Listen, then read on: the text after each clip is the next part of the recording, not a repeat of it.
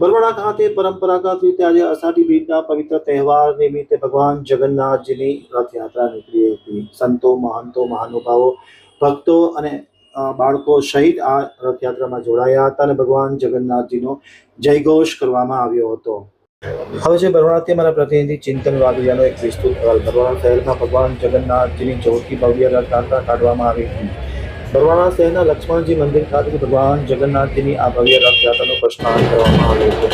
લક્ષ્મણજી મંદિરના મહંત પ્રભુજી 1008 જેટલી દાસજી બાપુ અને સંતો મહંતોની ઉપસ્થિતિમાં વિધિવત રીતે જયઘોષ સાથે રથયાત્રાનું પ્રસ્થાન કરાવી રથયાત્રા આગળ વધી હતી. રથયાત્રામાં અલગ અલગ ધાર્મિક અને સામાજિક સંદેશો આપતા ફ્લેગ લોકોના આકર્ષણનું કેન્દ્ર બન્યું હતું. ભગવાન ખુદ ભક્તોના દ્વારે દર્શન આપવા આવતા હોય ત્યારે ભક્તોમાં આનંદ અને ખુશી જોવા મળી હતી. ભગવાન જગન્નાથજીની બરવાડા ખાતેની આ રથયાત્રા બરવાડા શહેરના અલગ અલગ માર્ગો પર ફરી હતી અને આકર્ષણનું કેન્દ્ર બન્યું હતું. રથયાત્રા દરમિયાન ભગવાન જગન્નાથજીના વંશોના નાદ સાથે શહેરના માર્ગો ગોઠવી રહ્યા હતા. શાંતિપૂર્ણ માહોલમાં ભગવાન જગન્નાથજીની રથયાત્રાને લઈ અને અગાઉ કરાયેલા આયોજન મુજબ પોલીસ દ્વારા ચુસ્ત બંદોબસ્ત રાખવામાં આવ્યો હતો.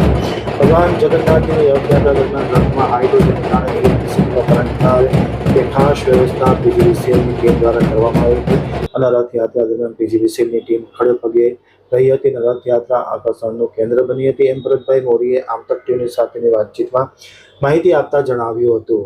આપનો પરિચય, શું કારણ, શું વિગત ને હાલ કઈ રીતનું આયોજન? જય જગન્નાથ. મારું નામ ભરતસિંહ મોરી, હિન્દુ યુવા સંગઠનના કાર્યકર અને રથયાત્રા આયોજન સમિતિના અધ્યક્ષ.